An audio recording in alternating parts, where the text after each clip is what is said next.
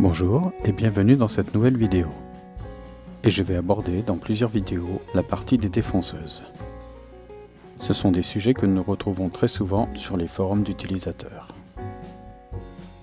Qu'est-ce que je dois regarder pour choisir une défonceuse? Son ergonomie, sa puissance, les réglages, les caractéristiques techniques, les options. En fait, c'est l'ensemble de ces paramètres qui vont faire qu'une machine sera polyvalente. Ainsi, on va faire un petit tour des 4 défonceuses que j'ai, un petit voyage au milieu de ces caractéristiques. Parkside, Bosch, Makita, Festool, les prix allant de 40 à 700 €. Ainsi, on va de l'entrée de gamme jusqu'au haut de gamme. Et voici la présentation des 4 machines.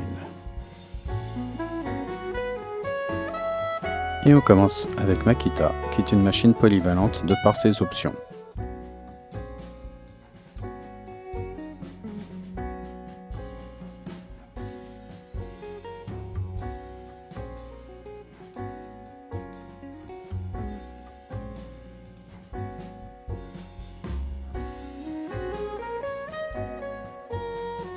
Puis, nous allons chez Parkside, qui est une machine d'entrée de gamme.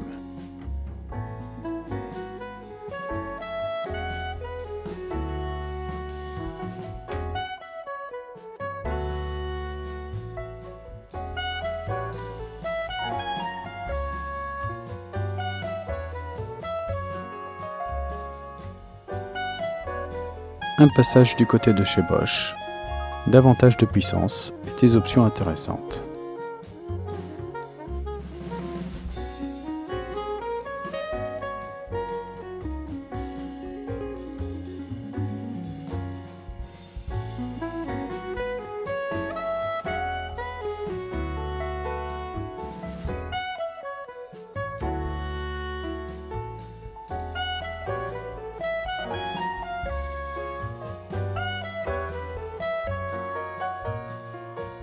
Pour finir avec Festool, le haut de gamme, mais surtout avec un lot d'options et d'extensions impressionnantes.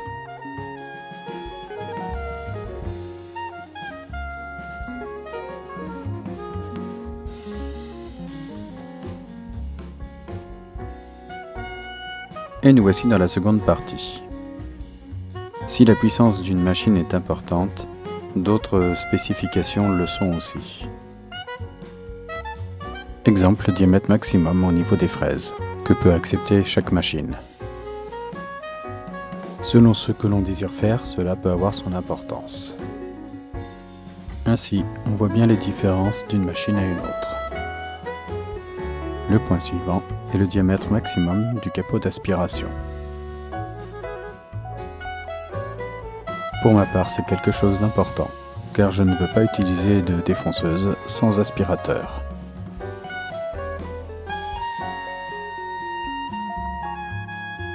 Je n'oublie jamais qu'un certain nombre de poussières de bois sont cancérigènes ou vraiment néfastes pour les poumons et la santé.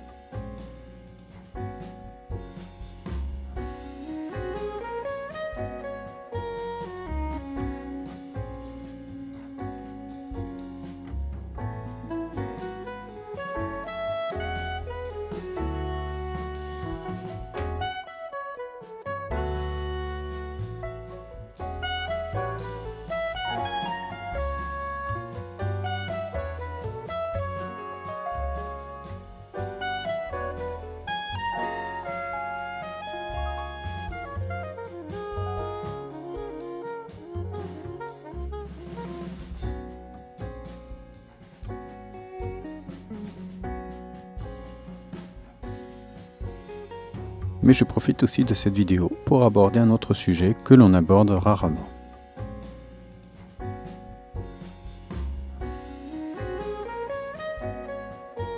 C'est tout simplement l'écartement des tiges pour fixer les différentes options.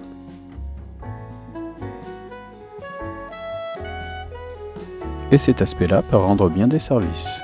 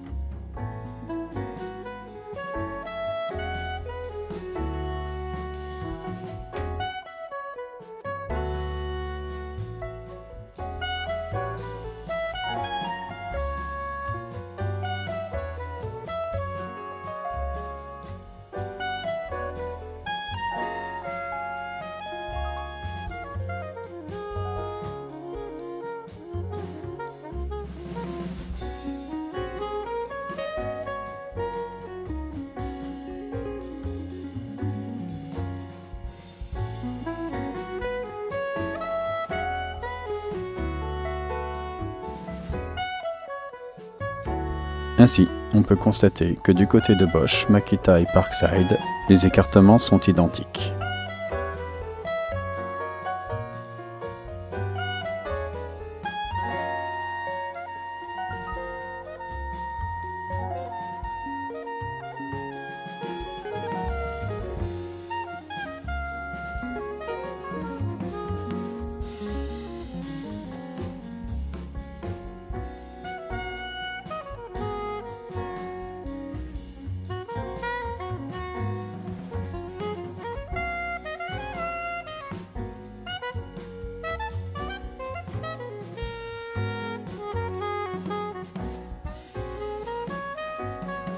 Et la dernière chose que je vais aborder, c'est la descente au niveau de chaque machine.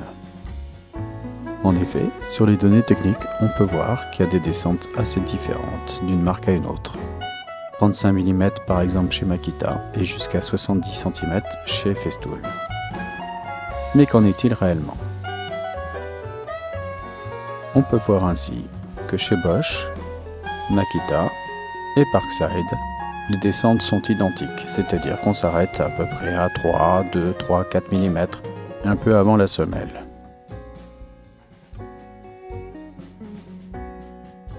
De l'autre côté, chez Festool, on peut se rendre compte que là on descend au-delà de la semelle, ce qui pour certaines choses peut être vraiment bien pratique. Et nous voici à la fin de cette première partie. Et je vous dis à très bientôt. D'une part pour la suite des défonceuses et d'autre part pour d'autres vidéos. Ciao ciao!